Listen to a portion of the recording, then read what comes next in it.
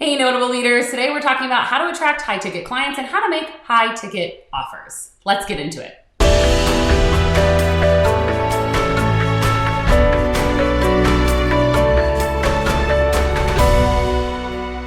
I can tell you from personal experience and also many of the people that I've worked with and other friends who are in the industry, the high ticket clients, when you sell a high ticket offer to a high ticket client, tend to be the absolute best clients. The less expensive an offer is, the less someone spends to purchase your offer, typically the more work that client ends up being. And that kind of sounds crazy because you would think, well, a high ticket offer would require a lot of work. And it's not entirely true. The work correlation to the price of the offer is not always one-to-one. It's more that a high ticket offer has to have a high perceived value. It has to solve a bigger problem, okay? But it doesn't necessarily have to require more work. In fact, if you can solve a problem with less quicker, you can typically charge more for it because it's less work on the person purchasing. It's less work for them to complete it, right? So when you sell a low ticket offer, typically those types of clients, and not always, but when it comes to free and low ticket, you will find you get more of people that tend to be tire kickers, take up your time, have a million questions. You're selling something for $7 and they want to ask you the sun and the moon about it and is it really worth it and this, that, and the other. You could sell something for $7,000 and that decision is typically made pretty quickly with very few questions from most of the people considering purchasing it. In addition, if you sell a low ticket course, that person will probably be very complainative. Not always, but you're going to get more of a type of person that tends to complain, tends to talk about the results that they didn't get and why that might be your fault that they didn't get the results, even if they never did the work, which again is also going to be very typical when you have a low priced offer. The ability for that person to feel like they have to complete it because they didn't spend that much money on it, it's pretty low. When somebody spends a lot of money on something, they tend to be pretty dedicated to completing it, to doing the work, to putting in the time and the effort and the energy. And so I hope that you have some high ticket offers within your funnel, within your offerings. And today I thought I'd talk a little bit more about high ticket offers and high ticket clients and about the value that must be conveyed for someone to take advantage of an offer. Now, I would personally consider myself a high ticket buyer. Okay. There are all sorts of different types of people, right? So you have your free bee seekers. They're always looking for, something that is free or cheap. They'll take that option every single time. Then you've got people that are cheap. They're not necessarily looking for the free thing. They're willing to spend a couple of bucks on it, but they're looking for the cheapest, right? So they might look for the cheapest. For example, I personally shop at Target. Okay. Is it more expensive than Walmart? For sure. Almost every item, if not every item, is probably less expensive at Walmart, but I like the experience that I personally can get at Target better than Walmart. I like the people that tend to shop at Target better than the people that tend to shop at Walmart. Doesn't mean I've never shopped at Walmart. I certainly have. There are times that I have gone in there for something, but it's not my preferred store. There are people that will hands down always shop at Walmart. They're willing to put up with the lack of service, with the confusing layout, or at least personally how I find it, with the other people that shop at Walmart, all those things, right? They don't care if that quality of item is even less quality. They're just looking for the cheapest item. So those are cheap people. And a lot of times when those people are looking for the type of service that you might offer, they can kind of be frustrating because you might, I honestly hope that you're not the least expensive option. I never want to be the least expensive option. I just want to be the best value and I want to be the best solution. I don't want to be the least expensive offer. And so you'll have people that will simply turn you down because you're not the least expensive. A great example of this is often programs are on pages like Fiverr. A lot of times if you go to Fiverr, you might see 5 or 6 of the same type of offer. And aside from really talking to that person or reading their reviews, you or someone else shopping there may just choose the cheapest one because it seems like the same service is provided. And so if you're in that space and you are a little bit more expensive, then you want to make sure that you stand out from the crowd. If you know that there are people that are cheaper than you, how do you stand out? What do you offer that makes your offer more expensive and more valuable, right? Where's the value? But there are people that are always just going to choose the cheapest, even if there is more value in the other offers. Okay, then you have fee people that are willing to pay a fee, even if it's a large fee, if they really see the value, if they really understand what they're getting out of it. They're probably also going to ask quite a few questions, but they're willing to pay for it if the value is there. And then finally, you have premium people that are willing to pay a premium for a service because it comes with speed and accuracy and results, right? So those are kind of the different types of people. And when you're making your offer, you want to understand who you're making that offer to. And hopefully you're making premium offers to premium people. Definitely my preferred if you have the option. Again, they're going to be the easiest to work with typically. They're going to get the best results because they're going to be the most willing to do the work. Premium people tend to put in the most effort. There's a reason that they're premium people. And so I would consider myself a premium buyer. I tend to gravitate towards something that is a little bit more expensive if I know it's going to get me the results or if it comes with the quality that I am expecting for that price. Now, that being said, there still has to be great value. So recently, I am kind of, summer's coming. It's here in Arizona. Summer has arrived. It's almost in the hundreds. And with that, of course, don't we all want to look a little bit better in our swimsuits? I certainly do. And so I always work out and things like that, eat healthy, but I'm like, okay, well, maybe it's time to work out with a trainer or get into some kind of program. And on TikTok, I came across a woman who I've followed for a little while and really, really great at the exercises that she shows. Her body looks fantastic. So of course I would like to work with someone who already has the results I'm looking for. And she had done a TikTok video about starting up a 3-week program, like an online 3-week program. Now, the way that the video was presented, it was definitely led to believe that this was a free or very inexpensive offer. Just how she presented the video, it did not feel like it would be a premium offer, a premium price tag on that. Lots of people commented, oh, I want in, let me know, like I'll join, okay? And so I did. It said like, comment me or something and she'll reach out. So I commented, she reached out, was like, okay, here's how to buy my offer and here's the thing and whatever. Now, first off, I wasn't expecting it to be a paid offer based on how she had presented it. Now, you always want to make sure if you are going to have a premium offer, from the very beginning, you present it that way. Because again, I'm a premium buyer. I don't have a problem making a premium purchase. But when I expect something to be a low price tag and it comes in at a high price tag, then I'm double thinking it more than I would have if I already expected it to be a premium offer when I said yes. Does that make sense? You always want to really be congruent. I think people are afraid, oh, well, if people know it's going to be expensive, then they won't even be interested. And the truth is that may be true for some people. There are some people who are in that free or cheap or even fee category that will say, okay, no, this is going to be expensive, so I'm not at all interested. You want those people out as quickly as possible. You don't want the cheap people looking at your premium offer, then coming back to you and saying, oh, I don't want it because I can't afford it or I'm not interested or whatever.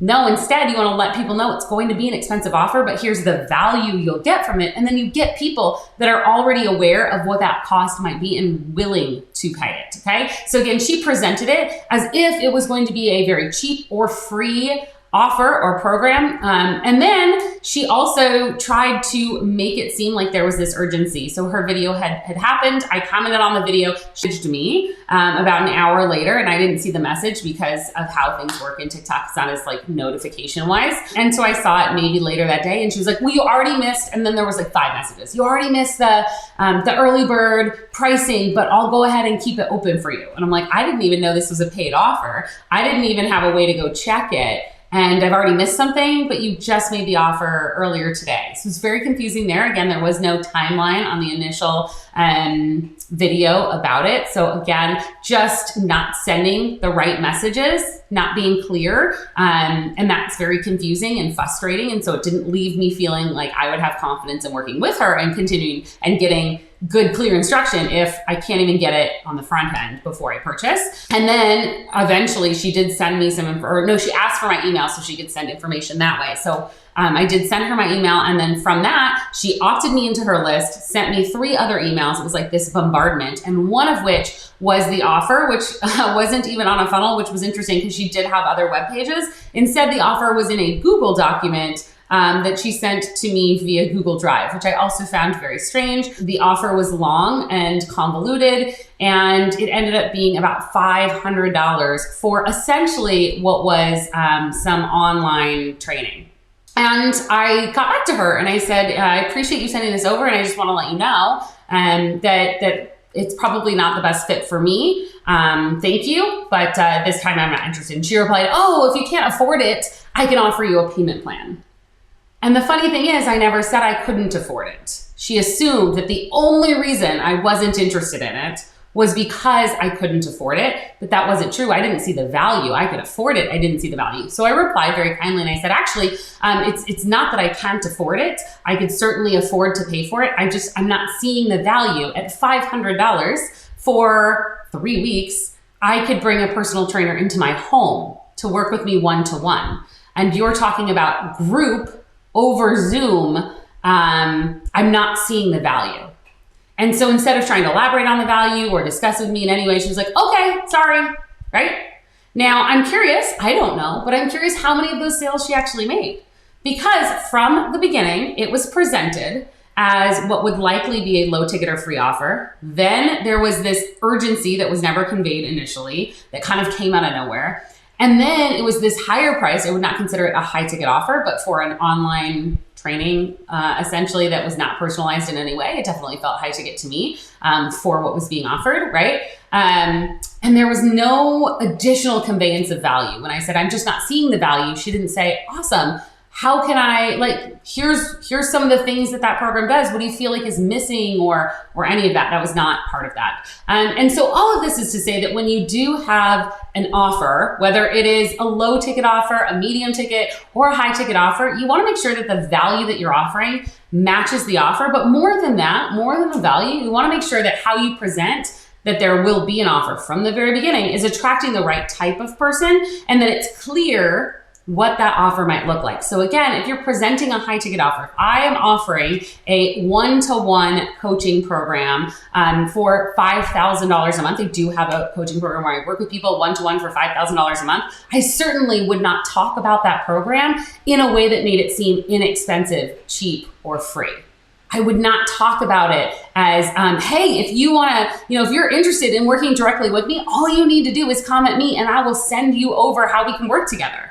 That makes it sound like it's going to be very affordable for anybody out there. Like it's probably free to work with me or very cheap, right? Instead, if I said I work with a select group of premium clients, okay? And while it is expensive to work with me, my clients get incredible results. And if you're interested in learning more about how you might be able to work with me, I would love to talk more about that with you. Now that makes it sound like there's probably a pretty hefty price tag on the back end of that. I've said this isn't going to be for everyone. This is a premium thing. It is for premium clients, right? It makes it sound like it's more expensive. So that instantly takes away from the people that think, oh, it's probably $5, I can afford it, right? I want the high ticket buyers. So I want people that maybe can't afford things to think about it, to second guess it. Ooh, she works with premium clients. And the same thing is going to be true for an inexpensive thing. If it's inexpensive, even if you want to attract premium people on the front end, you want to be clear about what that price tag is going to be, because also the flip side is true. Sometimes a premium buyer will see a very inexpensive offer and immediately discount it because it's so inexpensive. They will immediately think there's not going to be enough value because it's so inexpensive. For example, things that tend to cost $1 to $27, I actually tend to think about more. Is there the value there than things that cost between $100 and $500? Now, that might sound strange to you. You might think, well, it's just $1. I tend to think more about a single dollar. Why is that person charging a whole dollar, right? Why is it not free? Why are they charging $1? Or why are they only charging $1 if it's going to be great versus if someone's charging me $500? If it's presented well and someone's charging me $500 and I can see the value, I'm in. If it's presented well and somebody's charging me a single dollar, I'm curious. I'm questioning. Why is it just $1? Or why is it $1 at all? And it's not just true for me. This is very true for a lot of people that I've spoken with as well. So when it comes to pricing and things like that, and it comes to communicating your offers, you just want to be really congruent in your messaging about what that offer is. You don't always have to say the price up front, but you have to be clear about where that price lands on the scale and who is the perfect buyer for that thing. So for example, I had a potty training ebook way back in the day when I was working with special needs parents. And I charged a single $1 for this potty training ebook. And you might wonder, why wasn't it just free? And I clarified for people for a couple of reasons why it wasn't free. I charged them $1 because I wanted them to have something in the game. I wanted them to commit to actually reading it. It was a short, really informative ebook. And at $1, I get that it's not a lot of money, and it's certainly not going to make me rich off your single $1, but you've put a little bit of money in, so you're a little bit more committed. It is just an ebook, so of course it's not going to cost you thousands of dollars. That wouldn't make sense. And I know that a lot of people couldn't have afforded it if it did, but they could afford $1, and it helped the commitment level just a little bit. It also allowed me to put their credit card on file so that I could offer an OTO, a one-time offer upsell on the next page, which I did, which was a video course that went along with it. And I did sell a lot of that video course. And so that was really helpful. That upped what I was able to get out of it. And it was better for my funnel. It was better for them, right? For me to have that initial $1 collected. But it also came with a communication directly from me in the copy that said, you're probably wondering, why is this $1? Because X, Y, and Z. Because I want you to be committed to it. And when you put some kind of money behind it, your commitment level goes way up. And I want you to get the results. And you can't get those if you don't go through this book, right? And so anytime you are making an offer, couple of things, right? Let's run back through them. Be congruent in your messaging about where that offer falls in the pricing, right? Is it gonna be is it gonna be a free offer, a cheap offer, you're gonna have to pay a fee, or is this a premium offer that's going to happen when I get to that point, right? And it doesn't mean that I'm talking about making an offer in all of my communication, but I say in all of my presentations, when I am talking about working with clients, I say I work with premium clients, right? I work with high ticket clients. It is not inexpensive to work with me. It is expensive to work with me one-to-one. That's why I also do things like this, where we have, a lower cost to work with me, right? It's more group-based versus one-to-one based. So being communicative of that on the front end can really help your conversion rate. So with that, I hope that that was helpful. And if you guys have any questions on how to price an item, how to present what you're pricing, right? How to make sure that the value's there. I'd love to review anyone's programs or offers and help you as always, feel free to comment below. We can do some review. We can work through some pricing or some conveyance of value and how you convey that. And again, who is going to be that buyer? If you're making a premium offer, make sure you're talking to a premium buyer. If you're making a free offer, then it's okay if you're talking to free buyers.